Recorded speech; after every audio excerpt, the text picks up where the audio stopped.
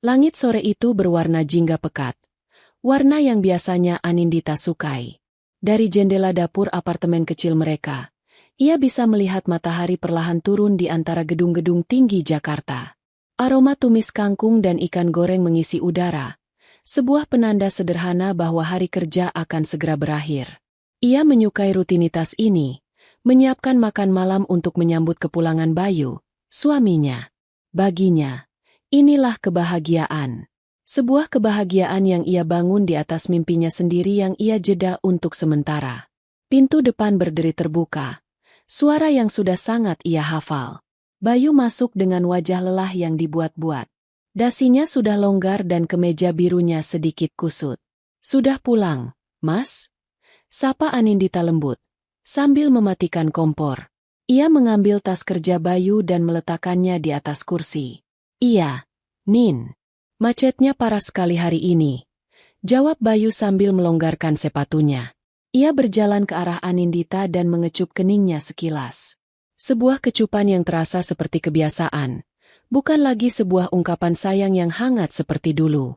Anindita merasakannya, tapi ia memilih untuk mengabaikan perasaan ganjil itu. Mungkin Bayu hanya lelah, pikirnya. Selalu ada pemakluman yang ia sediakan untuk suaminya. Mereka makan malam dalam keheningan yang canggung. Hanya suara sendok dan garpu yang beradu dengan piring.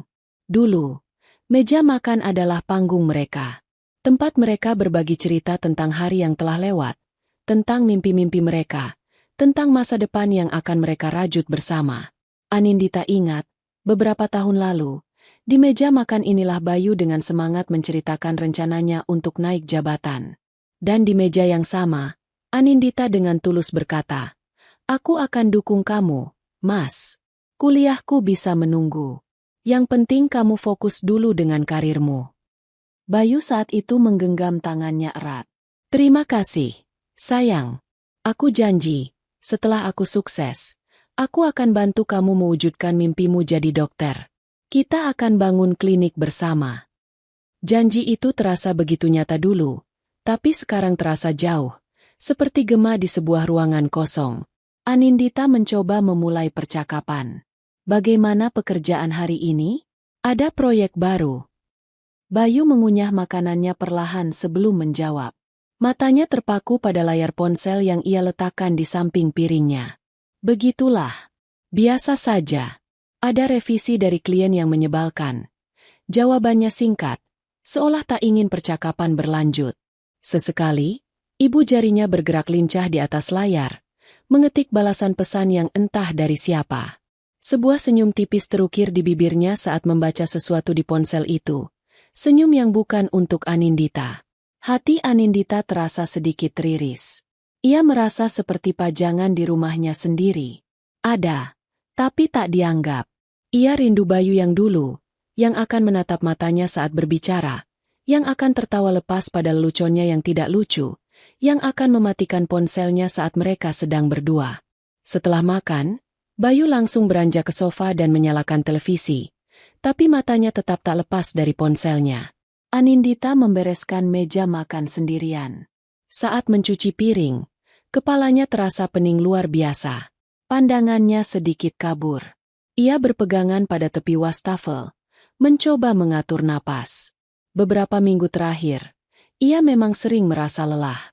Bukan lelah biasa setelah bekerja paruh waktu di sebuah toko buku dan mengurus rumah. Ini adalah lelah yang meresap sampai ke tulang. Lelah yang tidak hilang meski ia sudah cukup tidur. Kadang disertai sakit kepala dan nyeri di persendian. Ia menganggapnya hanya kelelahan biasa. Mungkin ia hanya perlu lebih banyak istirahat atau minum vitamin. Ia tidak mau membebani Bayu dengan keluhannya. Suaminya sudah cukup pusing dengan pekerjaan, pikirnya. Malam itu, saat ia mencoba tidur, ia melihat Bayu masih terjaga, duduk di tepi ranjang dengan punggung membelakanginya. Cahaya dari layar ponsel menerangi wajahnya, menunjukkan ekspresi yang tak bisa Anindita baca. Ia mendengar Bayu tertawa kecil, sangat pelan, seolah tak ingin Anindita mendengarnya. Siapa yang bisa membuat suaminya tertawa seperti itu di tengah malam? Pertanyaan itu berputar-putar di kepalanya, menemaninya hingga ia terlelap dalam tidur yang gelisah. Beberapa hari kemudian, Anindita menemukan sebuah struk pembayaran dari restoran mahal di dalam saku kemeja kotor Bayu saat hendak mencucinya. Tanggalnya adalah hari Selasa minggu lalu, hari di mana Bayu mengaku lembur sampai malam untuk menyelesaikan revisi klien. Tertera pesanan untuk 2 orang. 2 steak wagyu, 2 gelas anggur merah. Anindita tahu persis, Bayu tidak suka anggur merah, dan mereka tidak pernah makan di restoran semahal itu. Jantungnya berdebar kencang. Ia mencoba menepis pikiran buruk itu. Mungkin Bayu mentraktir klien penting. Ia harus percaya pada suaminya. Ia melipat struk itu dan membuangnya ke tempat sampah. Seolah dengan begitu ia bisa membuang semua kecurigaannya. Namun, benih keraguan itu sudah tertanam. Setiap kali Bayu pulang telat, setiap kali ponselnya berbunyi dan ia menjauh untuk menjawabnya, benih itu tumbuh semakin besar. Akarnya mencengkeram hati Anindita. Ia menjadi lebih pendiam. Senyumnya tak lagi selebar dulu. Ia merasa ada jurang yang semakin dalam di antara dirinya dan Bayu. Sebuah jurang yang tak terlihat tapi sangat terasa dinginnya. Suatu akhir pekan, seorang teman lama dari Fakultas Kedokteran meneleponnya. Temannya itu, bernama Sari, dengan gembira mengabarkan bahwa ia baru saja lulus ujian spesialis. "Nin, kamu kapan lanjut lagi? Aku yakin kamu bisa lebih hebat dari aku. Otakmu kan paling cemerlang di angkatan kita dulu," kata Sari dari seberang telepon. Anindita tersenyum getir. "Nanti, Sar. Tunggu Mas Bayu mapan dulu." "Sampai kapan? Nin, umur kita terus berjalan.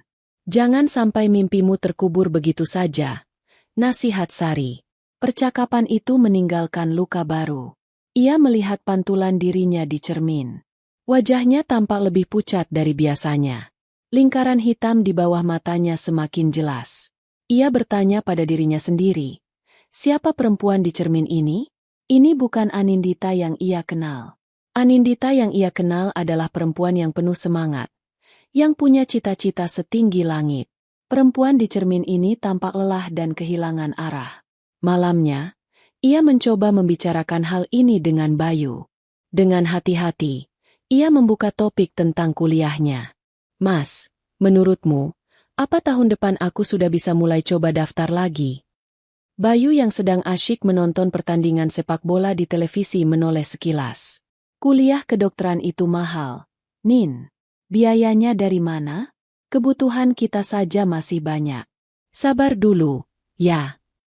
Jawaban itu seperti tamparan. Bukan penolakan yang menyakitkan, tapi nada bicaranya yang meremehkan. Seolah-olah mimpi Anindita adalah sebuah gangguan, sebuah beban tambahan yang tidak penting. Anindita tidak menjawab lagi. Ia hanya mengangguk pelan, lalu masuk ke dalam kamar. Ia memeluk bantalnya erat-erat, menahan air mata yang mendesak ingin keluar. Langit di luar jendela kamarnya tampak gelap tanpa bintang, persis seperti suasana hatinya saat itu. Ia tidak tahu bahwa badai yang sesungguhnya baru akan dimulai. Pagi itu Anindita pingsan. Ia sedang menata buku di rak paling atas di toko buku tempatnya bekerja saat dunia tiba-tiba berputar. Kepalanya terasa seperti dihantam benda tumpul, dan kegelapan menelannya begitu saja. Ia terbangun di sebuah ruangan berbau antiseptik yang khas. Matanya mengerjap beberapa kali, mencoba menyesuaikan diri dengan cahaya lampu neon yang menyilaukan. Ia berada di unit gawat darurat. Sari, temannya yang dokter itu, ada di sampingnya dengan wajah cemas. Ternyata pemilik toko buku langsung menelepon nomor darurat di ponsel Anindita, dan nomor Sari ada di sana. "Kamu tidak apa-apa, Nin?" tanya Sari sambil memegang pergelangan tangannya, memeriksa denyut nadinya. Anindita hanya bisa mengangguk lemah. Kepalanya masih terasa berat. "Aku kenapa, Sar? Kamu pingsan. Tekanan darahmu rendah sekali. Aku sudah minta perawat untuk menghubungi suamimu," jelas Sari. Tak lama kemudian, Bayu datang dengan napas terengah-engah. Wajahnya menunjukkan kepanikan, tapi Anindita bisa melihat ada kilat kejengkelan di matanya. Kepanikan karena kejadian yang mengganggu harinya, bukan karena khawatir pada kondisi istrinya.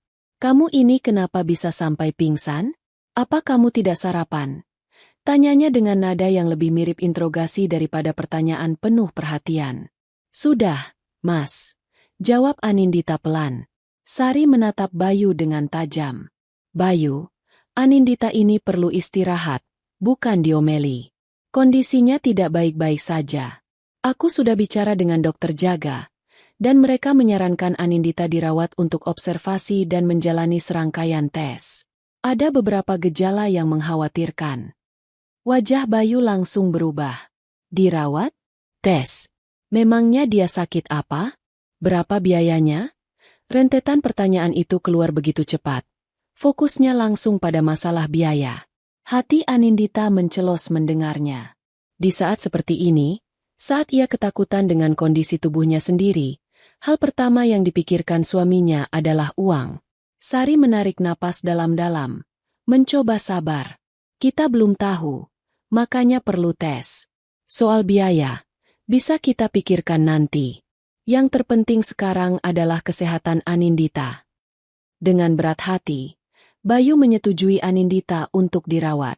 Selama beberapa hari berikutnya, Anindita menjalani berbagai macam tes yang melelahkan.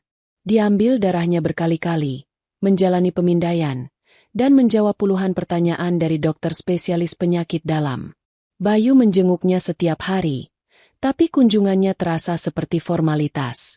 Ia akan datang, duduk di kursi samping tempat tidur selama 15 menit, lebih banyak menatap layar ponselnya daripada wajah pucat istrinya, lalu pamit dengan alasan ada pekerjaan yang tidak bisa ditinggal. Ia tidak pernah bertanya bagaimana perasaan Anindita. Ia tidak pernah menggenggam tangan istrinya untuk memberinya kekuatan. Ia hanya ada di sana secara fisik, tapi jiwa dan perhatiannya ada di tempat lain. Anindita merasa semakin kesepian di tengah keramaian rumah sakit. Satu-satunya penghiburnya adalah Sari, yang selalu menyempatkan diri datang setelah jam praktiknya selesai. Sari yang menjelaskan setiap prosedur medis dengan sabar. Sari yang membawakannya majalah dan buku agar ia tidak bosan. Sari yang menjadi sandarannya. Hari di mana hasil tes keluar adalah hari yang paling menakutkan. Anindita duduk di ranjangnya, sementara dokter spesialis yang sudah berumur itu duduk di kursi di hadapannya. Bayu berdiri di samping dokter, melipat tangan di dada dengan wajah tegang. Dokter itu menatap Anindita dengan tatapan iba. Ibu Anindita, dari hasil pemeriksaan darah, röntgen, dan biopsi ginjal, kami menyimpulkan bahwa ibu menderita lupus nefritis. Ini adalah penyakit autoimun di mana sistem kekebalan tubuh ibu justru menyerang organ tubuh sendiri. Dalam kasus ini, ginjal ibu. Dunia Anindita seakan runtuh. Lupus, sebuah kata yang terdengar asing dan mengerikan. Ia hanya bisa menatap dokter dengan pandangan kosong. Apa itu bisa disembuhkan, Dok?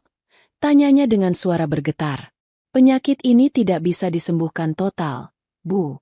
Tapi bisa dikendalikan dengan pengobatan seumur hidup agar tidak terjadi kerusakan ginjal yang lebih parah. Ibu harus rutin minum obat, kontrol, dan menjaga gaya hidup. Pengobatannya memang tidak murah dan butuh waktu lama. Jelas dokter itu dengan hati-hati. Anindita menoleh ke arah Bayu, mencari dukungan, mencari kekuatan dari mata suaminya. Tapi yang ia temukan adalah tatapan kosong yang dingin. Wajah Bayu pucat pasi, bukan karena kasihan pada istrinya, tapi karena syok mendengar kata, pengobatan seumur hidup, dan tidak murah. Jadi, maksud dokter, istri saya akan sakit selamanya? Dan kami harus terus mengeluarkan uang untuk obat? Tanya Bayu dengan suara datar, tanpa emosi. Dokter itu mengangguk pelan. Kurang lebih seperti itu, Pak. Kesabaran dan dukungan dari keluarga, terutama suami, adalah kunci terpenting dalam pengobatan ini. Setelah dokter pergi, keheningan menyelimuti ruangan. Anindita menangis dalam diam. Air matanya mengalir deras membasahi pipi. Ia berharap Bayu akan memeluknya, menenangkannya, dan membisikkan kata-kata bahwa mereka akan melewati ini bersama, seperti janjinya di altar pernikahan dulu. Tapi Bayu tidak bergerak dari tempatnya. Ia hanya berdiri mematung, menatap ke dinding dengan pandangan kosong.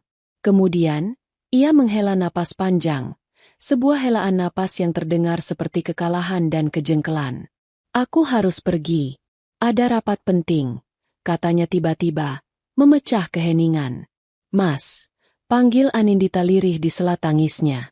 Jangan pergi. Aku butuh kamu di sini. Bayu menoleh, dan untuk pertama kalinya Anindita melihat tatapan jijik di mata suaminya. Seolah-olah penyakit Anindita adalah sebuah aib yang menular. Lalu pekerjaanku bagaimana? Siapa yang akan membayar semua tagihan ini kalau aku tidak bekerja? Katanya ketus. Tanpa menunggu jawaban, ia berbalik dan berjalan keluar ruangan, meninggalkan Anindita sendirian dengan vonis penyakitnya dan hatinya yang hancur berkeping-keping. Sejak hari itu, keretakan dalam pernikahan mereka berubah menjadi jurang yang menganga. Bayu semakin jarang datang. Kalaupun datang, ia akan mengeluh tentang tagihan rumah sakit yang membengkak, tentang betapa repotnya mengurus asuransi, tentang bagaimana kondisinya ini mengganggu hidupnya. Ia tidak pernah lagi menyentuh Anindita. Ia memperlakukan istrinya seperti barang rusak yang merepotkan. Anindita mulai menyadari bahwa ia tidak hanya berjuang melawan penyakit di dalam tubuhnya, tapi juga melawan racun yang lebih mematikan, pengabaian dan kekejaman dari orang yang paling ia cintai. Malam-malam di rumah sakit ia habiskan sendirian, ditemani suara mesin monitor dan isak tangisnya sendiri. Ia sering melihat keluar jendela, ke arah gemerlap lampu kota, dan bertanya-tanya di mana Bayu berada. Ia tahu jawabannya.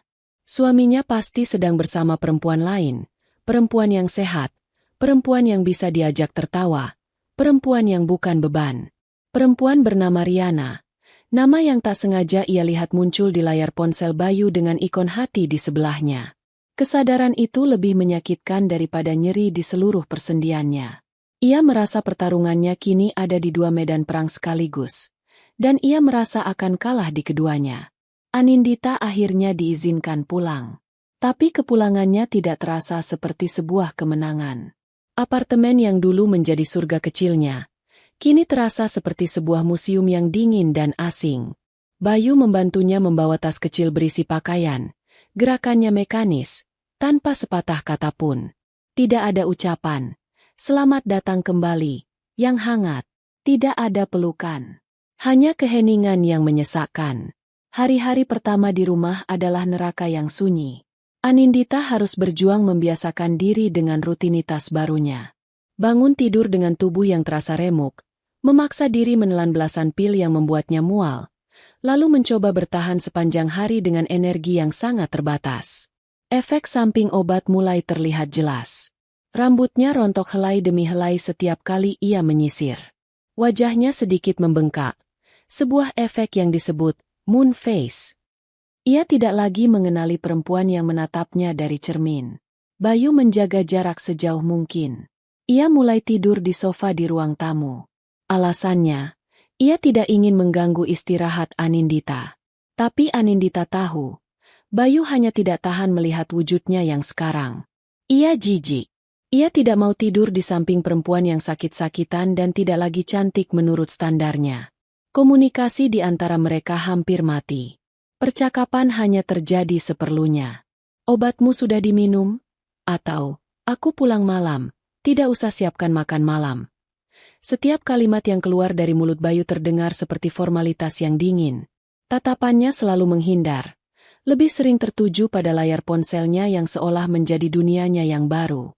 Dunia di mana Anindita tidak punya tempat. Suatu sore, saat Anindita merasa sedikit lebih kuat, ia memberanikan diri. Ia melihat Bayu sedang bersiap-siap untuk pergi. Padahal hari itu adalah hari Sabtu. Ia memakai kemeja baru yang wangi dan rambutnya ditata rapi. Ia tidak pernah serapi ini jika hanya pergi bersama teman-temannya. "Mas, mau kemana?" tanya Anindita pelan, suaranya serak. Bayu menoleh kaget, seolah tidak menyangka Anindita akan bertanya. "Ada urusan sama teman," jawabnya singkat, sambil menyemprotkan parfum. Anindita mengumpulkan semua sisa keberaniannya. "Riana." Nama itu terucap begitu saja dari bibirnya. Nama yang selama ini hanya berani ia sebut dalam hati. Gerakan Bayu terhenti. Ia menatap Anindita lewat pantulan cermin meja rias. Tatapannya tajam dan dingin. Ia tidak menyangkal. Ia juga tidak meminta maaf. Kenapa? Kamu mau melarangku? Tanyanya dengan nada menantang. Air mata mulai menggenang di pelupuk mata Anindita. Aku istrimu, Mas. Aku sedang sakit. Bayu berbalik menghadapnya. Wajahnya menunjukkan kekesalan yang tak tertahankan. Justru karena itu, Nin, karena kamu sakit. Kamu pikir aku bisa hidup normal dengan kondisi seperti ini? Lihat sekelilingmu. Ia menunjuk ke tumpukan piring kotor yang belum sempat Anindita cuci, ke lantai yang sedikit berdebu. Rumah berantakan. Kamu tidak bisa mengurus apa-apa. Kamu bahkan sudah tidak bisa melayaniku lagi. Aku juga butuh kebahagiaan. Nin, aku butuh seseorang yang bisa menemaniku, bukan seseorang yang harus aku urus seumur hidup. Setiap kata yang keluar dari mulut Bayu adalah belati yang menghunjam langsung ke jantung Anindita. Ia terisak, tubuhnya bergetar hebat. Ia tidak punya kekuatan untuk berdebat. Ia tidak punya energi untuk marah. Yang ia punya hanya rasa sakit yang luar biasa. Bayu sepertinya puas melihat kehancuran istrinya. Ia menghela napas kasar. Aku lelah dengan semua ini. Tanpa berkata apa-apa lagi, ia mengambil kunci mobilnya dan pergi begitu saja, membanting pintu di belakangnya. Meninggalkan Anindita yang terduduk lemas di lantai. Menangis tanpa suara di tengah apartemen mereka yang terasa semakin hampa. Hari itu, Anindita tahu pernikahannya sudah berakhir. Yang tersisa hanyalah formalitas yang menunggu waktu untuk dipatahkan. Dan hari itu pun tiba, seminggu kemudian. Itu adalah hari terburuk bagi Anindita. Pagi itu ia bangun dengan demam tinggi dan seluruh persendiannya terasa seperti ditusuk-tusuk jarum. Ia hanya bisa terbaring lemah di tempat tidur. Bahkan untuk mengambil segelas air pun ia tak sanggup. Ia mencoba menelepon Bayu, tapi panggilannya tidak diangkat. Ia mengirim pesan singkat, memohon agar Bayu pulang karena ia merasa sangat tidak enak badan. Pesannya hanya dibaca, tanpa balasan. Sore harinya, saat Anindita hampir kehilangan kesadaran karena demam, Bayu akhirnya pulang. Ia masuk ke kamar dengan wajah tanpa ekspresi. Ia tidak bertanya tentang kondisi Anindita. Ia tidak menyentuh keningnya untuk memeriksa suhunya. Ia hanya berdiri diam sejenak, lalu meletakkan sebuah map coklat tebal di atas meja kecil di samping tempat tidur. Apa ini? Tanya Anindita dengan suara yang nyaris tak terdengar. Baca saja sendiri, jawab Bayu dingin. Dengan sisa tenaga yang ia punya, Anindita menggeser tubuhnya dan meraih map itu. Tangannya gemetar saat membukanya. Di dalamnya ada setumpuk kertas. Di halaman paling atas, tertulis dengan huruf tebal, surat gugatan cerai. Waktu seakan berhenti. Napas Anindita tercekat di tenggorokan. Ia menatap kertas itu, lalu menatap wajah Bayu. Ia mencari-cari, berharap menemukan sedikit saja keraguan atau penyesalan di wajah suaminya. Tapi tidak ada. Wajah itu sekeras batu. Kenapa, Mas? Hanya itu yang sanggup ia katakan. Air matanya sudah kering, digantikan oleh kehampaan yang tak terhingga. Bayu menarik kursi dan duduk menghadapnya. Sikapnya tenang, seperti seorang negosiator yang akan menyelesaikan sebuah transaksi bisnis. Begini, Nin, mulainya dengan nada datar. Aku sudah memikirkan ini matang-matang. Aku tidak bisa melanjutkan pernikahan ini. Aku masih muda, karirku sedang menanjak. Aku tidak bisa menenggelamkan masa depanku hanya untuk mengurus orang sakit. Itu tidak adil bagiku. Ia melanjutkan, Riana, dia mengerti ambisiku. Dia sehat, dia penuh semangat. Bersamanya, aku bisa menjadi diriku sendiri. Aku tidak perlu pulang ke rumah dengan perasaan tertekan melihatmu terbaring di tempat tidur setiap hari. Anindita hanya diam, mendengarkan setiap kata yang terasa seperti sayatan. Aku tidak sejahat itu, kata Bayu lagi, seolah mencoba menghibur dirinya sendiri. Aku sudah transfer sejumlah uang ke rekeningmu. Cukup untuk biaya sewa apartemen ini selama beberapa bulan ke depan dan untuk biaya pengobatanmu sementara waktu. Anggap saja itu pesangon. Setelah itu, kamu harus urus dirimu sendiri. Aku sudah menandatangani bagianku. Kamu tinggal tanda tangan, dan semuanya selesai. Ia berdiri.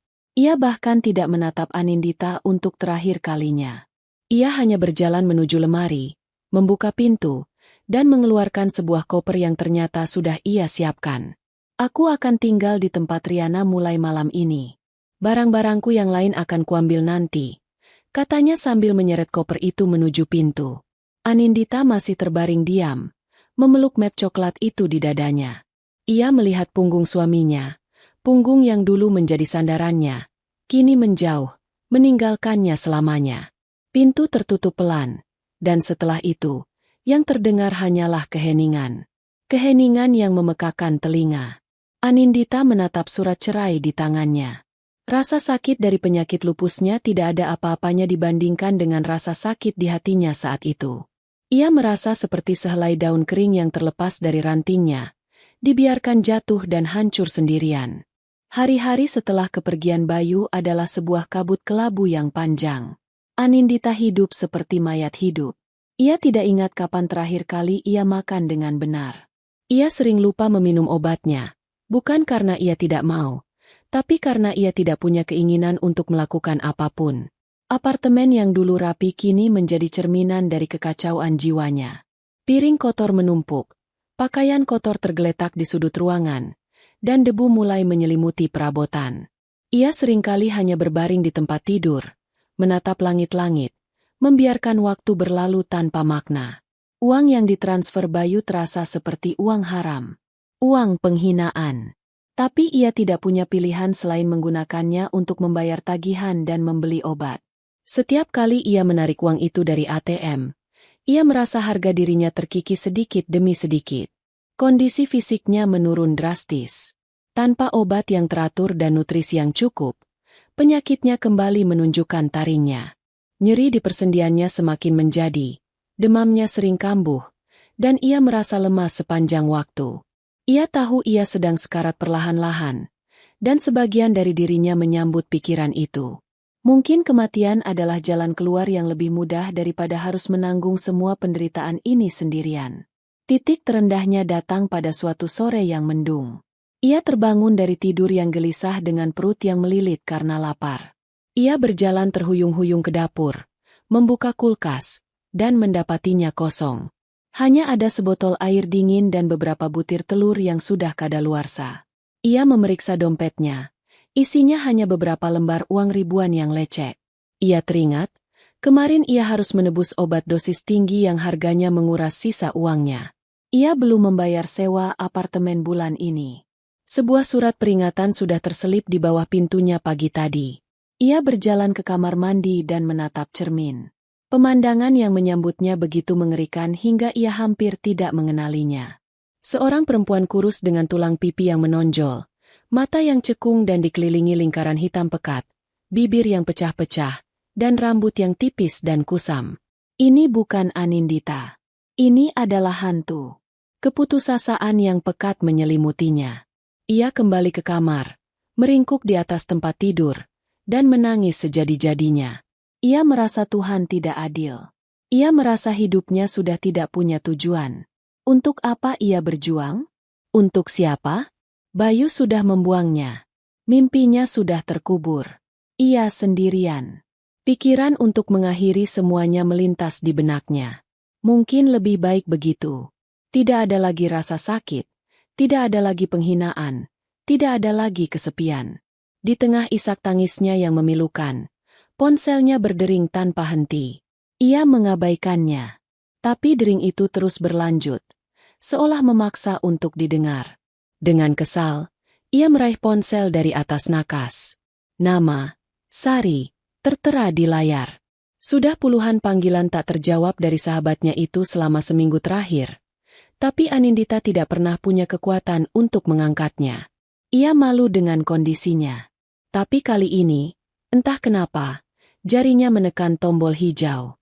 Anindita, akhirnya kamu angkat juga. Ya Tuhan, aku khawatir sekali. Kamu baik-baik saja? Kenapa tidak balas pesanku? Suara cemas Sari langsung membanjiri telinganya. Anindita tidak bisa menjawab. Ia hanya bisa menangis. Nin, kamu menangis? Ada apa? Aku kesana sekarang. Sari tidak menunggu jawaban. Ia langsung menutup telepon. 1 jam kemudian, bel apartemennya berbunyi berkali-kali, disusul suara pintu yang digedor. Anindita tidak bergerak. Tak lama, ia mendengar suara kunci dimasukkan ke lubang pintu. Sari ternyata masih menyimpan kunci duplikat apartemennya sejak dulu. Pintu terbuka. Sari masuk dan tertegun di ambang pintu. Ia syok melihat keadaan apartemen yang seperti kapal pecah. Dan lebih syok lagi melihat kondisi sahabatnya yang menyedihkan di atas tempat tidur. Ya Tuhan, Anindita, apa yang terjadi padamu? Seru Sari sambil bergegas menghampirinya. Sari memeluknya erat. Pelukan hangat itu adalah hal pertama yang Anindita rasakan setelah sekian lama. Pertahanannya runtuh seketika. Ia menangis meraung-raung di bahu sahabatnya, menumpahkan semua rasa sakit, keputusasaan, dan penghinaan yang ia pendam selama ini. Sari tidak berkata apa-apa. Ia hanya mengelus punggung Anindita, membiarkannya menangis hingga lelah. Setelah Anindita sedikit lebih tenang, Sari bertindak. Ia tidak memberinya ceramah. Ia berjalan ke dapur, membuang semua makanan basi, lalu keluar sebentar dan kembali dengan sekantong bubur ayam hangat dan air mineral. Makan dulu. Sedikit saja. Katanya lembut tapi tegas. Ia menyuapi Anindita seperti anak kecil. Setelah memastikan Anindita makan beberapa suap dan meminum obatnya, Sari duduk di tepi tempat tidur. Ia menatap sahabatnya dengan tatapan yang bercampur antara marah dan sedih. Bayu meninggalkanmu? Tanyanya pelan. Anindita hanya mengangguk lemah. Jadi kamu mau menyerah begini saja? Kamu mau mati perlahan-lahan di tempat ini? Kamu mau membiarkan bajingan itu menang, Nin? Kamu mau membiarkan penyakit ini menang? Kata-kata Sari menusuk, tapi itu adalah tusukan yang menyadarkan. Aku lelah, Sar. Aku tidak punya apa-apa lagi, bisik Anindita. Sari menggenggam tangan Anindita yang dingin. Kamu masih punya dirimu sendiri. Kamu masih punya aku. Dan yang terpenting, kamu masih punya mimpimu. Sari menatap mata Anindita dalam-dalam. Ingat tidak, waktu kita tingkat pertama, kamu pernah cerita kalau kamu mau jadi dokter spesialis ginjal? Karena dulu kakekmu meninggal karena gagal ginjal dan kamu merasa tidak ada yang bisa menolongnya dengan maksimal. Kamu ingat semangatmu waktu itu? Kamu bilang kamu mau menolong banyak orang agar mereka tidak merasakan apa yang keluarga kamu rasakan. Kenangan itu muncul kembali, seperti film lama yang diputar ulang. Anindita ingat semangat itu. Ia ingat api di dalam dirinya yang dulu begitu membara. Kamu punya alasan untuk sembuh, Nin. Lanjut Sari dengan suara berapi-api. Sembuh bukan untuk membuktikan apapun pada Bayu. Sembuh untuk dirimu sendiri. Sembuh untuk semua pasien yang di masa depan bisa kamu selamatkan. Jadikan rasa sakitmu ini sebagai kekuatanmu. Kamu tahu persis rasanya menjadi pasien yang tidak berdaya. Kamu bisa menjadi dokter yang paling mengerti perasaan mereka. Kata-kata Sari seperti percikan api yang jatuh di tumpukan jerami kering di dalam jiwa Anindita. Ada sesuatu yang mulai menyala di dalam dirinya. Sebuah perasaan yang sudah lama tidak ia rasakan. Amarah. Bukan amarah pada takdir, tapi amarah pada kelemahannya sendiri. Malam itu, setelah Sari pulang dengan janji akan kembali lagi besok, Anindita tidak bisa tidur. Ia berbaring menatap langit-langit gelap. Tapi kali ini pikirannya tidak kosong. Ia memutar ulang kata-kata Sari. Ia memikirkan wajah Bayu yang dingin, wajahnya sendiri yang menyedihkan di cermin, dan kenangan akan mimpinya yang terlupakan. Perlahan, sebuah tekad mulai terbentuk. Sebuah keputusan yang lahir dari dasar jurang keputusasaan. Ia tidak akan mati seperti ini. Ia tidak akan membiarkan Bayu dan penyakitnya mendefinisikan akhir dari hidupnya. Ia akan berjuang. Dengan gerakan yang lambat dan tubuh yang masih terasa sakit, Anindita bangkit dari tempat tidur. Ia berjalan tertatih-tatih menuju rak buku tua di sudut ruangan. Jari-jarinya yang kurus menelusuri punggung-punggung buku yang berdebu, hingga berhenti pada sebuah buku tebal bersampul biru tua. Anatomi tubuh manusia. Ia menarik buku itu keluar. Debu beterbangan di udara. Ia membawanya kembali ke tempat tidur, menyalakan lampu baca, dan membukanya. Huruf-huruf di dalamnya tampak sedikit kabur karena matanya yang lelah, dan tangannya gemetar saat membalik halaman pertama. Tapi ia terus membaca. Membaca tentang tulang, otot, dan organ. Membaca tentang sistem rumit yang membentuk kehidupan. Di tengah keheningan malam, di dalam apartemen yang berantakan, di atas ranjang yang menjadi saksi bisu kehancurannya, Anindita memulai langkah pertamanya. Ini bukan lagi tentang bertahan hidup. Ini adalah tentang merebut kembali hidupnya. Perjuangan Anindita dimulai dari langkah-langkah kecil. Dengan bantuan Sari, ia membersihkan apartemennya. Mereka membuang sampah yang menumpuk, mencuci piring yang berkerak, dan membuka semua jendela agar udara segar dan cahaya matahari bisa masuk, mengusir hawa pengap dan kesuraman yang telah lama menghuni tempat itu. Apartemen itu perlahan berubah. Dari sebuah gua keputusasaan menjadi sebuah markas perjuangan. Anindita membuat jadwal yang ketat dan menempelkannya di dinding. Pukul 6 pagi bangun. Peregangan ringan sesuai anjuran dokter. Pukul 6:30. Sarapan sehat yang ia paksa masuk ke tenggorokannya dan meminum obatnya tanpa kecuali. Pukul 8 pagi hingga siang. Ia belajar. Istirahat makan siang. Lalu belajar lagi hingga sore.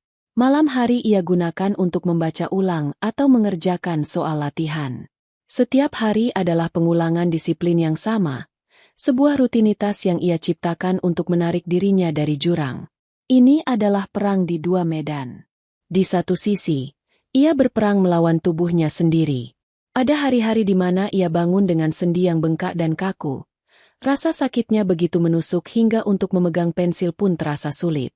Ada hari-hari di mana efek samping obat membuatnya mual sepanjang hari, dan ia harus belajar sambil meletakkan baskom kecil di samping mejanya.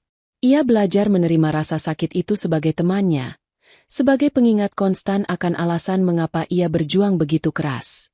Di sisi lain, ia berperang melawan tumpukan buku tebal dan rumus-rumus rumit yang sebagian sudah ia lupakan. Ia harus mengejar ketertinggalan bertahun-tahun. Otaknya terasa kaku pada awalnya, seperti mesin tua yang lama tidak dipakai. Tapi ia tidak menyerah. Ia membaca setiap bab dengan teliti, membuat ringkasan, dan mengulanginya lagi dan lagi. Perpustakaan daerah menjadi rumah keduanya. Para petugas sampai hafal dengan wajahnya yang pucat namun selalu menunjukkan sorot mata yang tajam dan fokus. Masalah terbesar berikutnya adalah uang. Tabungan dari Bayu menipis dengan cepat untuk biaya sewa dan obat-obatan yang mahal. Ia tidak bisa kembali bekerja di toko buku. Tubuhnya tidak akan kuat. Ia harus mencari cara untuk bertahan hidup tanpa mengorbankan waktu belajarnya. Setelah mencari-cari di internet, ia menemukan sebuah pekerjaan lepas sebagai penerjemah artikel-artikel medis dari bahasa Inggris ke bahasa Indonesia untuk sebuah situs web kesehatan. Bayarannya tidak besar, tapi cukup untuk membeli makanan dan beberapa buku bekas. Pekerjaan itu menjadi penyelamat sekaligus tantangan baru. Ia akan belajar hingga larut malam, dan setelah itu, saat otaknya sudah lelah, ia akan membuka laptopnya dan mulai bekerja, menerjemahkan istilah-istilah medis yang rumit hingga matanya terasa perih dan punggungnya sakit. Seringkali ia hanya tidur 3 atau 4 jam sehari. Tubuhnya protes, tapi tekadnya lebih kuat. Setiap rupiah yang ia hasilkan terasa seperti sebuah medali kehormatan, sebuah bukti bahwa ia bisa berdiri di atas kakinya sendiri. Suatu siang, sebuah surat datang dari pengadilan. Surat panggilan untuk sidang perceraian pertama. Hatinya sempat berdebar, tapi tidak ada lagi rasa sakit yang menusuk seperti dulu. Yang ada hanya perasaan lelah dan keinginan untuk segera menyelesaikan semuanya. Ia datang ke pengadilan sendirian. Ia melihat Bayu di seberang ruangan, duduk di samping seorang pengacara. Bayu tampak lebih gemuk, lebih makmur, dan di sampingnya duduk seorang perempuan cantik dengan pakaian modis dan riasan tebal. Riana. Perempuan itu menatap Anindita dengan pandangan merendahkan. Anindita tidak membalas tatapan itu. Ia hanya menatap lurus ke depan, ke arah hakim. Ia tidak menuntut apa-apa. Ia tidak meminta harta gonogini. Ia hanya ingin semuanya berakhir. Saat hakim bertanya apakah ia yakin dengan keputusannya, ia menjawab dengan suara yang jelas dan tegas. "Saya yakin, Yang Mulia." Ia menandatangani semua berkas yang diperlukan tanpa ragu. Saat ia berjalan keluar dari ruang sidang, ia merasa sebuah beban yang sangat berat terangkat dari pundaknya. Ia tidak lagi terikat pada masa lalu. Ia bebas. Hari ujian masuk perguruan tinggi negeri akhirnya tiba. Pagi itu, tubuhnya terasa tidak begitu baik. Sendinya sedikit nyeri dan kepalanya pening. Ia menelan obatnya dengan segelas air, berdoa dalam hati agar tubuhnya mau bekerja sama hari ini saja. Ia memakai kemeja putih sederhana dan celana panjang hitam. Ia menatap pantulannya di cermin. Ia masih terlihat pucat dan kurus, tapi matanya memancarkan cahaya yang berbeda. Cahaya kegigihan. Di lokasi ujian, ia dikelipungi oleh wajah-wajah yang jauh lebih muda. Anak-anak lulusan SMA yang penuh tawa dan semangat. Ia merasa seperti seorang alien. Seorang perempuan berusia akhir 20-an yang mencoba merebut kursi yang sama dengan mereka. Sejenak, rasa ragu menyergapnya. Bisakah ia bersaing dengan mereka? Tapi kemudian ia teringat wajahnya yang menyedihkan di cermin beberapa bulan lalu. Ia teringat dinginnya tatapan Bayu. Ia teringat hangatnya genggaman tangan Sari. Ia teringat mimpinya. Ia menarik napas dalam-dalam, masuk ke dalam ruangan, dan duduk di kursinya. Selama 3 jam berikutnya, dunia di sekitarnya lenyap. Yang ada hanya lembar soal dan otaknya yang bekerja seperti mesin. Ia mengerahkan semua yang telah ia pelajari selama berbulan-bulan yang melelahkan itu. Masa penantian hasil ujian adalah masa yang paling menyiksa. Setiap hari ia memeriksa situs web pengumuman. Jantungnya selalu berdebar kencang. Ia mencoba menyibukkan diri dengan pekerjaan terjemahannya. Tapi pikirannya selalu melayang ke sana. Dan pada suatu malam, saat ia baru saja akan mematikan laptopnya, ia iseng membuka situs itu sekali lagi. Pengumuman sudah keluar. Dengan tangan gemetar, ia memasukkan nomor pesertanya. Ia menekan tombol, enter, dan menahan napas. Layarnya memuat laman baru. Di sana, di antara ribuan nama, ada namanya. Anindita Prameswari. Fakultas Kedokteran. Universitas Indonesia. Lulus. Ia membaca nama dan kalimat itu berulang-ulang. Tidak percaya dengan apa yang ia lihat. Kemudian, air mata mulai mengalir di pipinya. Tapi ini bukan air mata kesedihan atau keputusasaan. Ini adalah air mata kemenangan. Ia berhasil. Ia tertawa dan menangis pada saat yang bersamaan. Sebuah luapan emosi yang begitu kuat hingga tubuhnya terguncang. Ia berhasil melewati jalan yang paling terjal dalam hidupnya. Di tengah apartemennya yang sepi, ia merayakan kemenangan pertamanya sendirian. Sebuah kemenangan yang terasa begitu manis karena ia raih dengan darah, keringat, dan air matanya sendiri. Hari pertama sebagai mahasiswi kedokteran terasa seperti mimpi. Anindita berjalan menyusuri koridor kampus yang ramai. Tempat yang sama yang pernah ia tinggalkan bertahun-tahun lalu. Ia lebih tua dari hampir semua teman seangkatannya. Beberapa dari mereka menatapnya dengan rasa ingin tahu. Mungkin bertanya-tanya mengapa ada tante di antara mereka. Anindita tidak peduli. Ia di sini bukan untuk mencari teman atau bersosialisasi. Ia di sini karena sebuah misi. Tahun-tahun di Fakultas Kedokteran adalah sebuah maraton yang brutal. Jadwalnya padat dari pagi hingga malam. Kuliah, praktikum di laboratorium, lalu belajar hingga larut untuk mempersiapkan ujian keesokan harinya. Anindita melahap semuanya. Ia menjadi salah satu mahasiswa paling cemerlang di angkatannya. Pengalamannya sebagai pasien memberinya perspektif yang tidak dimiliki teman-temannya. Saat dosen menjelaskan tentang gejala klinis sebuah penyakit, Anindita tidak hanya menghafalnya dari buku. Ia memahaminya karena ia pernah merasakannya. Ia harus terus berjuang menjaga kesehatannya sendiri di tengah jadwal yang tidak manusiawi. Ia tidak pernah melewatkan obatnya. Ia memaksakan diri untuk makan teratur dan tidur cukup, meskipun itu berarti ia punya waktu belajar yang lebih sedikit dari yang lain. Ada kalanya penyakitnya kambuh. Ia pernah harus mengikuti ujian dengan demam tinggi, atau memaksakan diri berdiri selama berjam-jam dalam praktikum anatomi padahal sendi kakinya sedang meradang hebat. Tapi ia tidak pernah mengeluh. Ia tidak pernah meminta perlakuan khusus. Rasa sakit itu menjadi bahan bakarnya. Masa-masa paling transformatif adalah saat ia menjalani program profesi dokter muda, atau yang biasa disebut koas. Ia bergiliran ditempatkan di berbagai departemen di rumah sakit. Dan tibalah saatnya ia ditempatkan di Departemen Penyakit Dalam, di bangsal nefrologi, bangsal yang khusus menangani pasien penyakit ginjal. Suatu malam, saat ia sedang jaga, seorang pasien perempuan muda baru saja didiagnosis menderita lupus nefritis, penyakit yang sama persis dengannya. Perempuan itu, bernama Dina, menangis terseduh-seduh di ranjangnya, menolak makan dan minum obat. Suaminya duduk di sampingnya dengan wajah bingung dan putus asa. Pemandangan itu seperti sebuah dejavu yang menyakitkan bagi Anindita. Dokter penanggung jawab sudah mencoba menasihatinya, tapi Dina tetap histeris. Anindita mendekati ranjang itu dengan perlahan. "Permisi, Mbak Dina," sapanya lembut. "Saya Anindita, dokter muda yang jaga malam ini." Dina menatapnya dengan mata bengkak. "Pergi. Saya mau mati saja. Hidup saya sudah hancur," teriaknya. Suaminya mencoba menenangkan, tapi gagal. Anindita menatap suami Dina dan berkata, "Pak, boleh saya bicara berdua saja dengan istri Bapak sebentar?" Suami Dina ragu sejenak, tapi kemudian mengangguk dan keluar dari kamar. Kini hanya ada Anindita dan Dina di dalam ruangan. Anindita menarik kursi dan duduk di samping ranjang. "Mbak takut, ya?" tanya Anindita pelan. Dina tidak menjawab, hanya terisak. Takut karena penyakit ini tidak bisa sembuh.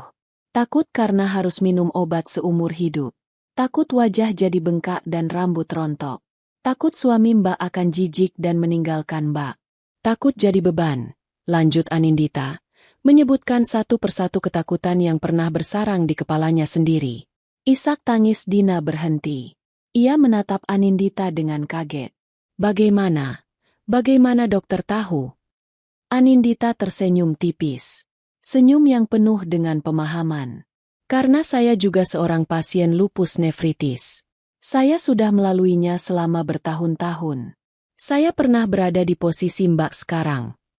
Pengakuan itu membuat Dina terdiam. Ia menatap Anindita dari ujung rambut hingga ujung kaki. Seorang dokter muda yang tampak sehat dan percaya diri.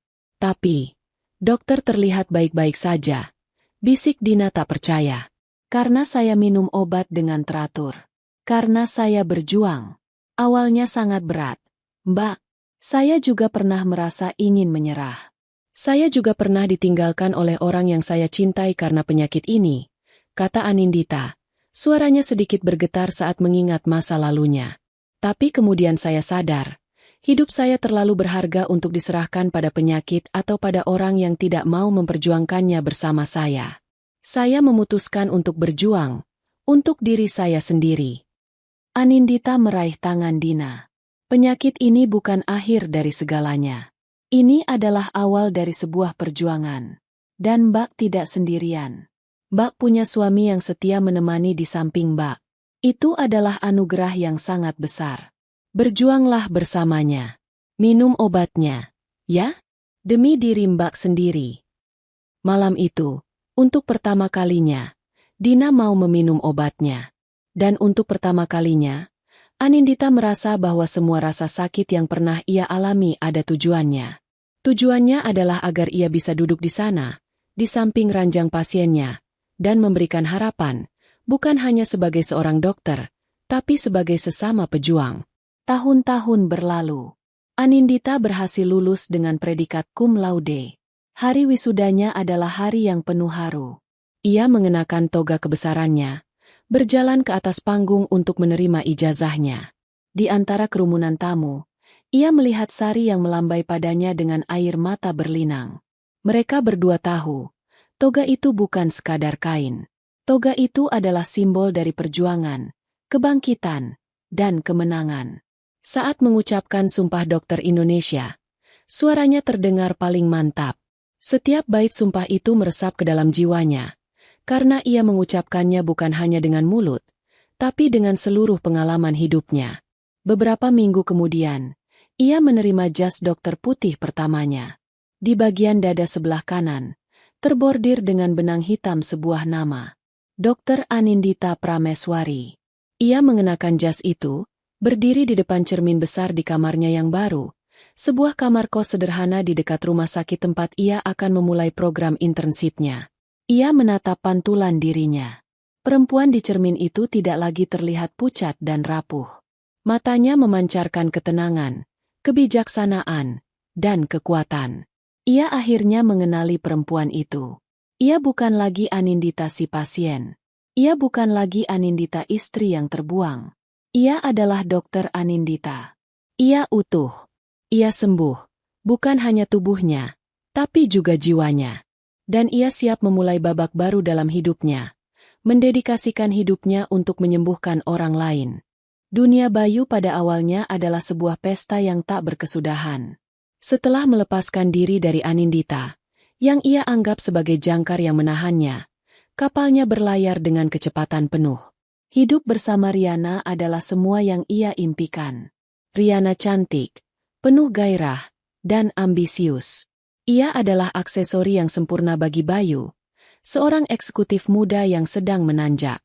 Mereka berpindah ke apartemen yang lebih mewah, dengan pemandangan kota dari jendela-jendela besar.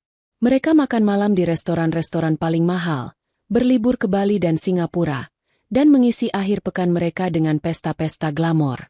Karir Bayu memang melesat. Tanpa beban pikiran dan biaya pengobatan Anindita, ia bisa mencurahkan seluruh energinya pada pekerjaan. Ia mengambil proyek-proyek berisiko tinggi yang menjanjikan keuntungan besar. Ia berhasil. Uang mengalir deras, dan bersama uang datanglah pengakuan dan kekaguman. Ia merasa telah membuat keputusan yang paling tepat dalam hidupnya. Nama Anindita hampir tidak pernah terlintas di benaknya.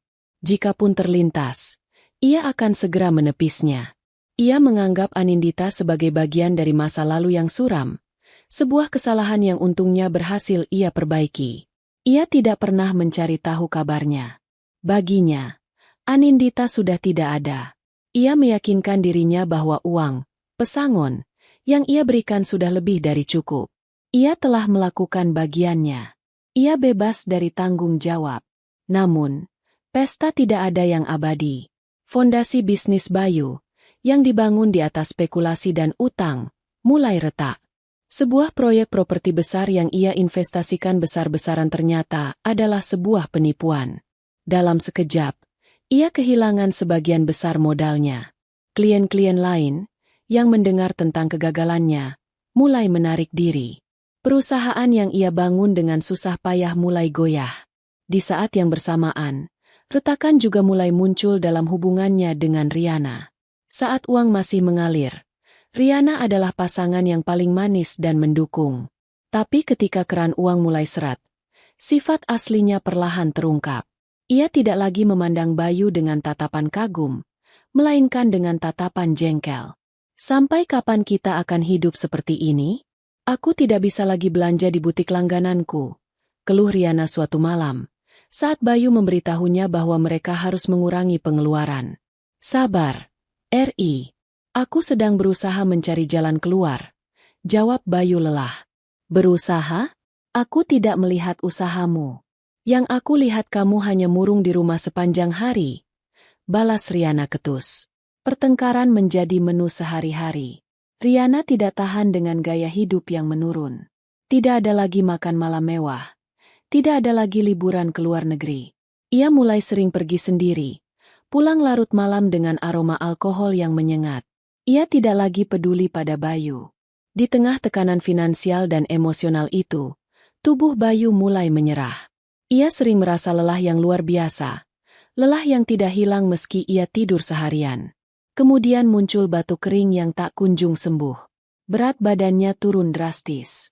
Awalnya ia mengabaikannya, menganggapnya hanya efek dari stres. Ia terlalu sibuk mencoba menyelamatkan sisa-sisa kerajaannya yang runtuh untuk peduli pada kesehatannya. Keruntuhan itu akhirnya tiba. Ia dinyatakan bangkrut. Apartemen mewah mereka disita oleh bank. Mereka terpaksa pindah ke sebuah rumah kontrakan kecil di pinggiran kota. Sebuah tempat yang sempit dan pengap. Bagi Bayu, itu adalah sebuah penghinaan yang luar biasa. Penyakitnya semakin parah. Batuknya kini sering disertai sesak napas. Ia mudah sekali lelah. Untuk berjalan dari kamar ke kamar mandi saja, ia sudah terengah-engah. Ia akhirnya memberanikan diri ke dokter dengan sisa uang yang ia punya. Diagnosisnya adalah sebuah pukulan telak, fibrosis paru idiopatik. Sebuah penyakit langka di mana jaringan parunya mengeras dan membentuk luka, membuatnya semakin sulit untuk bernapas. Penyakit itu kronis, progresif, dan tidak ada obatnya. Yang ada hanya terapi untuk memperlambat perkembangannya. Saat ia memberitahu Riana tentang penyakitnya, reaksi Riana lebih dingin dari es. Tidak ada simpati. Tidak ada pelukan. Yang ada hanya tatapan ngeri dan jijik. Jadi maksudmu, kamu akan sakit-sakitan seumur hidup? Dan kamu tidak bisa bekerja lagi? Tanya Riana dengan nada kejam. Bayu hanya bisa mengangguk lemah. Malam itu, terjadilah pertengkaran terbesar mereka. Riana mengemasi semua barang-barang bermereknya ke dalam koper. Aku tidak mau menghabiskan sisa hidupku untuk mengurus orang sakit yang gagal, teriaknya di depan wajah Bayu. Aku menikahimu karena kamu sukses, Bayu, bukan untuk menjadi perawatmu.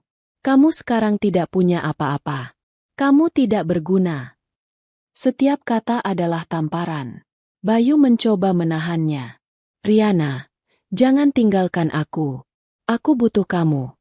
Permohonan yang sama persis seperti yang pernah diucapkan Anindita padanya. Ironis. Riana tertawa sinis. Butuh aku? Kamu yang sudah tidak berguna. Lihat dirimu. Kurus, pucat, batuk-batuk sepanjang waktu. Menjijikan. Ia menyeret kopernya ke pintu. Sebelum pergi, ia menoleh sekali lagi. Selamat menikmati hidupmu yang menyedihkan. Pintu dibanting dengan keras. Bayu terduduk lemas di lantai. Sendirian. Di dalam rumah kontrakan yang sempit. Miskin, sakit parah, dan ditinggalkan. Ia teringat pada sore itu, saat ia meletakkan surat cerai di meja samping tempat tidur Anindita. Ia teringat pada tatapan hancur istrinya. Ia teringat pada punggungnya sendiri yang dengan angkuh berjalan keluar dari kehidupan Anindita. Kini, dunianya benar-benar terbalik. Ia telah menjadi persis seperti apa yang dulu paling ia benci dan takuti. Sebuah beban. Karma telah datang menagih utangnya dengan cara yang paling kejam. Beberapa bulan berlalu dalam penderitaan yang lambat. Bayu hidup dari belas kasihan seorang sepupu jauh yang sesekali mengiriminya uang untuk makan dan sewa kontrakan. Setiap pagi ia bangun dengan perasaan sesak di dada, bukan hanya karena paru-parunya yang rusak, tapi juga karena beban penyesalan yang menghimpitnya. Ia telah menjual semua sisa barang berharganya untuk membeli obat dan membayar biaya dokter. Kini ia harus berobat menggunakan fasilitas kesehatan dari pemerintah di sebuah rumah sakit umum daerah yang selalu penuh sesak. Hari itu, ia duduk di kursi tunggu yang keras di poli penyakit dalam. Udara terasa pengap, bercampur dengan aroma antiseptik dan keringat puluhan orang yang menunggu giliran. Suara tangisan bayi, obrolan pasien, dan panggilan dari pengeras suara menciptakan kebisingan yang memekakan telinga. Bayu menarik napas dengan susah payah. Setiap tarikan terasa seperti mengisap udara melalui sedotan yang sempit. Ia menunduk, menyembunyikan wajahnya yang pucat dan tirus. Ia malu dengan kondisinya, malu dengan kemiskinannya. Ia merasa seperti sampah di tengah lautan manusia. Di sisi lain gedung yang sama, Dr. Anindita Prameswari sedang berjalan di koridor dengan langkah pasti. Ia baru saja menyelesaikan shift panjang di unit gawat darurat. Jas dokternya yang putih bersih tampak kontras dengan suasana rumah sakit yang sedikit kusam. Ia menyapa beberapa perawat dan kolega dengan senyum ramah namun profesional. Ia telah memilih untuk mengabdikan dirinya di rumah sakit ini, rumah sakit yang melayani masyarakat kelas bawah, karena disinilah ia merasa paling dibutuhkan. Ia berjalan melewati poli penyakit dalam yang ramai. Matanya secara otomatis memindai kerumunan pasien, sebuah kebiasaan yang ia kembangkan selama bertahun-tahun. Ia melihat berbagai macam penderitaan. Seorang ibu tua yang dipapah anaknya, seorang bapak dengan kaki diperban, dan seorang pria kurus yang duduk membungkuk di sudut, terbatuk-batuk tanpa henti.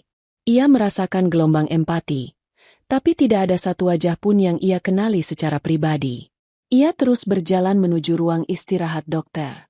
Bayu, di kursinya, merasakan serangan batuk yang hebat datang. Dadanya terasa seperti diremas. Ia terbatuk begitu keras hingga tubuhnya terguncang dan kepalanya pusing. Ia tidak bisa berhenti. Napasnya semakin pendek, semakin dangkal. Ia mencengkeram dadanya. Matanya melotot panik. Ia tidak bisa mendapatkan udara. Dunia di sekelilingnya mulai menghitam. Orang-orang di sekitarnya menatap dengan cemas. Beberapa berteriak memanggil perawat. "Suster, tolong! Ada yang sesak napas." Seorang perawat bergegas datang, tapi tampak panik melihat kondisi Bayu yang semakin memburuk. "Dokter! Panggil dokter!" Anindita, yang belum jauh dari sana, mendengar keributan itu. Instingnya langsung mengambil alih. Ia berbalik dan berlari menuju sumber suara. Ia menerobos kerumunan dan langsung melihat seorang pria yang sudah hampir kehilangan kesadaran. Tubuhnya terkulai lemas di kursi. "Tolong bantu saya baringkan bapak ini di lantai," perintahnya dengan suara tenang dan berwibawa. Perawat dan beberapa pengunjung pria membantunya. Anindita berlutut di samping pria itu. Ia tidak melihat wajahnya dengan jelas, karena pria itu terus menunduk sambil mencengkeram lehernya. Anindita langsung mengeluarkan stetoskop dari sakunya. "Tenang, Pak, tenang. Coba atur napasnya. Saya dokter, saya akan bantu bapak," katanya sambil mencoba menenangkan pasien itu. Ia menempelkan diafragma stetoskop yang dingin ke dada pria itu, mendengarkan suara napasnya yang terdengar parau dan penuh rintangan. "Siapkan tabung oksigen dan nebulizer," perintahnya pada perawat. Saat ia mencoba mengangkat sedikit dagu pria itu untuk memeriksa jalan napasnya, matanya terpaku pada wajah yang kini terlihat jelas di bawah cahaya lampu koridor. Wajah yang sangat kurus, dengan tulang pipi yang menonjol dan kulit yang kusam. Tapi mata itu tidak mungkin salah. Mata yang sama yang pernah menatapnya dengan cinta di hari pernikahan mereka. Mata yang sama yang menatapnya dengan dingin saat menyerahkan surat cerai. Jantung Anindita seakan berhenti berdetak selama sepersekian detik. Dunia di sekitarnya menjadi sunyi. Ini Bayu, suaminya, mantan suaminya. Gelombang kenangan pahit, penghinaan, rasa sakit, kesendirian, menyerbu benaknya, mengancam untuk menenggelamkannya. Tapi kemudian, suara napas Bayu yang tersengal-sengal menariknya kembali ke kenyataan. Ia melihat bibir Bayu yang mulai membiru karena kekurangan oksigen. Dalam sekejap, semua emosi pribadi itu ia dorong jauh-jauh. Pelatihannya selama bertahun-tahun mengambil alih. Di hadapannya kini bukan Bayu, mantan suaminya yang kejam.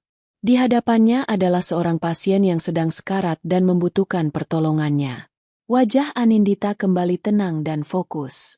Gerakannya menjadi lebih cepat dan efisien. "Oksigennya pasang sekarang. Siapkan salbutamol untuk nebulizer. Dosis 25 mg, perintahnya tegas. Saat masker oksigen dipasangkan ke wajahnya, napas Bayu perlahan mulai sedikit teratur.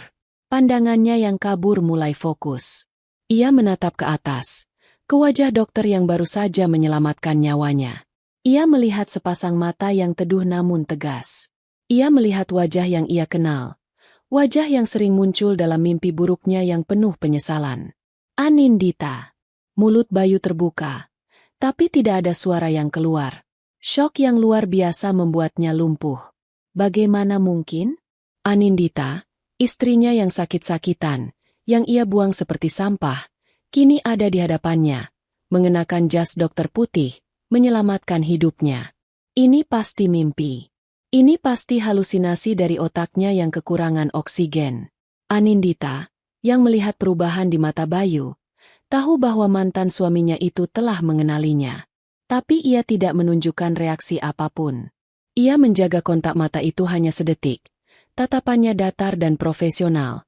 Lalu ia kembali fokus pada pekerjaannya. "Tekanan darah dan saturasi oksigennya berapa?" tanyanya pada perawat. Ia memperlakukan Bayu seperti pasien lain yang tidak ia kenal. Tidak ada kebencian, tidak ada kemarahan, tapi juga tidak ada kehangatan. Hanya ada jarak profesional yang dingin.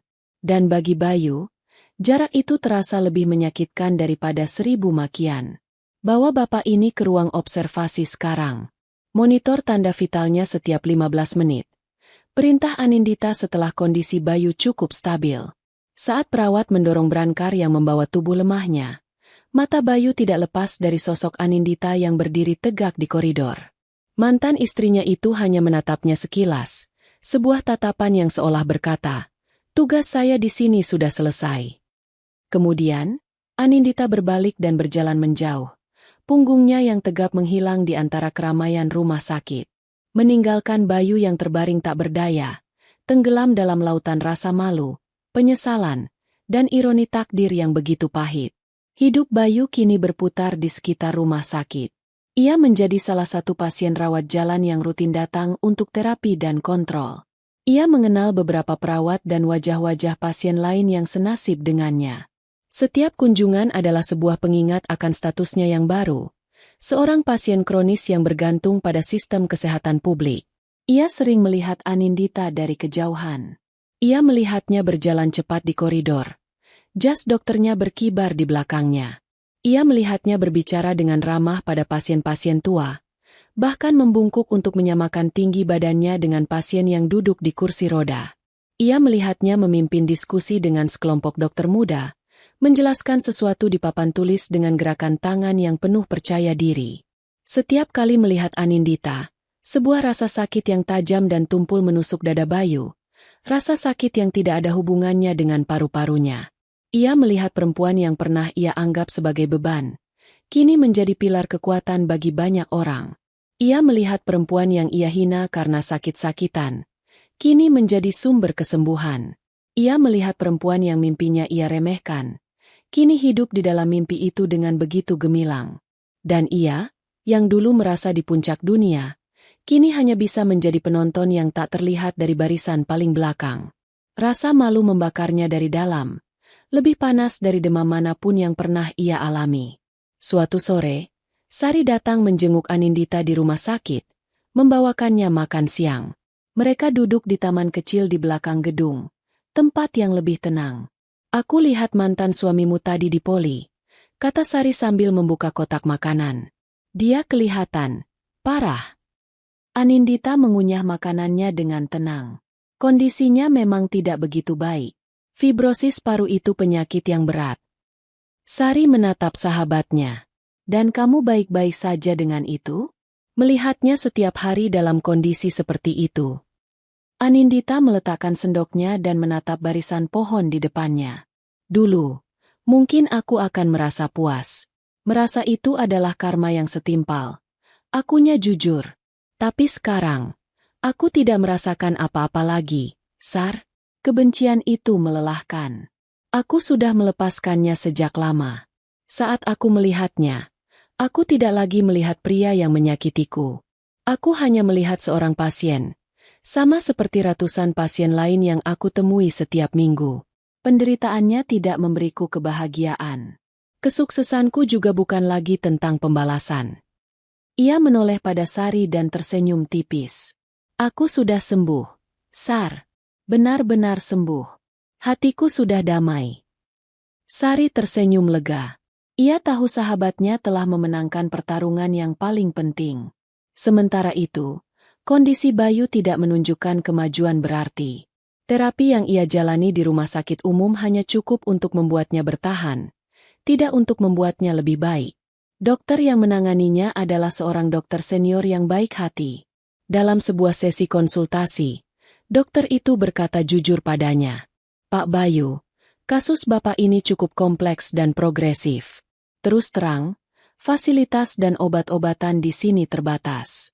Ada beberapa terapi baru dan obat-obatan eksperimental yang mungkin bisa memberikan hasil lebih baik, tapi itu hanya tersedia di rumah sakit swasta besar di Jakarta, dan biayanya sangat mahal," jelas dokter itu dengan nada prihatin.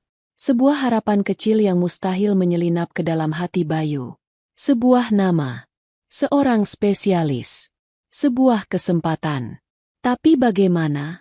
Ia tidak punya uang. Ia tidak punya koneksi. Ia tidak punya apa-apa. Keputusasaan yang pekat kembali menyelimutinya. Ia merasa seperti berada di depan sebuah pintu yang terkunci, dan ia tidak punya kuncinya. Hari-hari berikutnya, ia semakin terobsesi dengan pikirannya. Ia harus mendapatkan kesempatan itu. Ia harus bertemu dengan spesialis terbaik. Tapi bagaimana? Kemudian, sebuah ide gila yang memalukan muncul di benaknya. Satu-satunya orang yang ia kenal yang punya koneksi di dunia medis.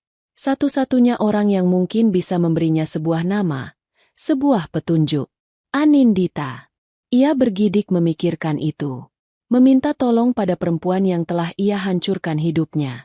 Harga dirinya yang tersisa berteriak menolak. Tapi suara desakan untuk hidup, untuk bisa bernapas lega sekali lagi, berteriak lebih kencang. Setelah berhari-hari berperang dengan batinnya sendiri, keputusasaan akhirnya menang. Ia mencari tahu jadwal Anindita dari seorang perawat. Ia menunggu. Sore itu, ia melihat Anindita berjalan sendirian menuju area parkir. Inilah kesempatannya. Dengan jantung yang berdebar kencang dan napas yang tersengal, ia mencegat langkah Anindita di sebuah sudut koridor yang sepi. "Anin." Panggilnya dengan suara serak. Anindita berhenti. Ia berbalik dan menatap Bayu tanpa ekspresi. Ia tidak terkejut. Ia hanya menunggu. Bayu menelan ludah. Ia tidak tahu harus memulai dari mana. Penampilannya begitu kontras dengan Anindita. Ia mengenakan kemeja lusuh yang kebesaran untuk tubuhnya yang kurus. Sementara Anindita tampak rapi dan berwibawa dengan pakaian kerjanya. Aku minta maaf," katanya terbata-bata. Kata-kata itu keluar begitu saja, terdengar lemah dan menyedihkan. "Aku tahu aku tidak punya hak untuk bicara padamu. Aku tahu kesalahanku tidak termaafkan. Aku monster. Aku jahat. Aku..." Ia tidak bisa melanjutkan. Rasa malu membuatnya tercekat. Ia hanya menunduk, menatap lantai keramik yang dingin.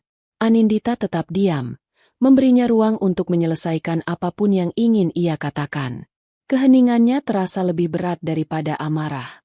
Setelah mengumpulkan sisa-sisa kekuatannya, Bayu mengangkat wajahnya. Matanya yang cekung memancarkan permohonan yang begitu dalam. "Aku tidak akan memintamu untuk memaafkanku, karena aku tahu itu tidak mungkin. Tapi aku mohon. Aku butuh pertolongan." Ia menceritakan tentang kondisi penyakitnya yang tidak membaik. Ia menceritakan tentang apa yang dikatakan dokternya, tentang harapan yang ada di rumah sakit lain, tentang spesialis hebat yang mungkin bisa menolongnya. "Aku tahu aku tidak pantas," bisiknya. Suaranya bergetar. "Tapi aku mohon padamu sebagai seorang dokter, bukan sebagai mantan istrimu." Apa kamu kenal dokter yang bagus untuk penyakit paru-paru? Mungkin kamu punya koneksi, atau setidaknya sebuah nama. Aku akan melakukan apa saja untuk bisa bertemu dengannya. Aku ingin hidup, Nin." Ia menyelesaikan kalimatnya dengan napas yang tersengal, bukan hanya karena penyakitnya, tapi juga karena beban dari permintaan yang ia ajukan. Ia telah menelanjangi dirinya, membuang sisa harga dirinya yang terakhir, dan meletakkan nasibnya di tangan perempuan yang paling berhak untuk menolaknya mentah-mentah. Ia menatap Anindita, pasrah menunggu vonisnya. Keheningan yang menyusul setelah permohonan putus asa Bayu terasa begitu panjang dan berat. Anindita tidak langsung menjawab. Ia hanya menatap Bayu. Tatapannya dalam dan sulit diartikan. Dalam keheningan itu, ia tidak lagi melihat Bayu si penghancur masa lalunya, atau Bayu si pasien yang menyedihkan. Ia melihat keseluruhan dari seorang manusia, kesombongannya, kejatuhannya, dan kini keputusasaannya yang telanjang.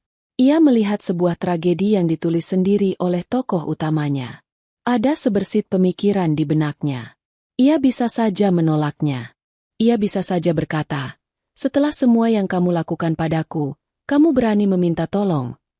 Ia bisa saja memberinya nama dokter lain secara acak. Ia bisa saja pergi begitu saja dan membiarkannya tenggelam dalam nasibnya. Tidak akan ada yang menyalahkannya. Itu adalah haknya. Tapi kemudian ia menatap jas putih yang ia kenakan.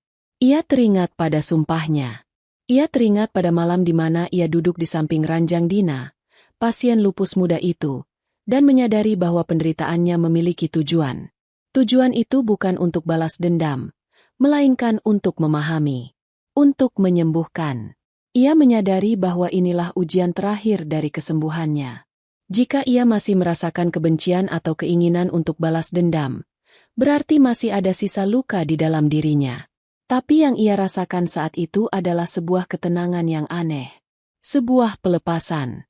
Nasib Bayu tidak lagi punya kuasa atas emosinya. Ia memegang kendali penuh, bukan hanya atas hidupnya sendiri, tapi juga atas momen ini. Dan ia akan menutup bab ini sesuai dengan prinsip yang kini ia pegang teguh.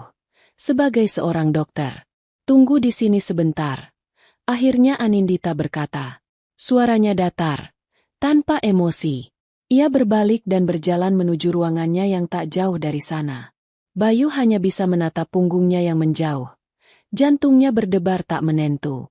Ia tidak tahu apa yang harus ia harapkan. Penolakan yang dingin?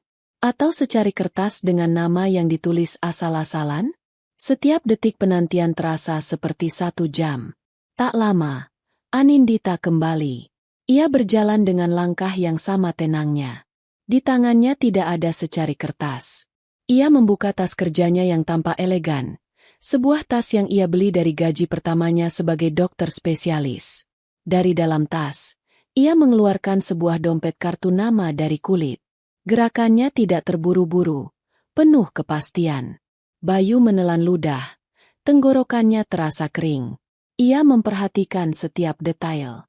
Tangan Anindita yang terawat, yang kini begitu terampil memegang instrumen bedah, kini dengan lihai mengeluarkan sebuah kartu nama. Anindita mengulurkan kartu itu ke arah Bayu. Saya dengar, kata Anindita, dan untuk pertama kalinya Bayu mendengar nada yang jelas dan tegas dalam suaranya, memecah keheningan di antara mereka. Dokter ini adalah yang terbaik untuk menangani kondisi seperti Anda. Cobalah hubungi. Dengan tangan yang gemetar hebat, Bayu menerima kartu itu. Ia merasakan tekstur kertasnya yang tebal dan berkualitas tinggi. Ia menunduk untuk membacanya. Di bawah cahaya lampu koridor yang sedikit redup, ia melihat logo sebuah rumah sakit swasta paling prestisius di Jakarta. Di bawah logo itu, tertera sebuah nama dengan huruf timbul yang elegan. Nama yang membuatnya berhenti bernapas. Dr. Anindita Prameswari, SPP. Spesialis paru. Seluruh dunia Bayu seakan hancur dan dibangun kembali dalam 1 detik. Otaknya tidak bisa memproses informasi itu. Anindita bukan hanya seorang dokter.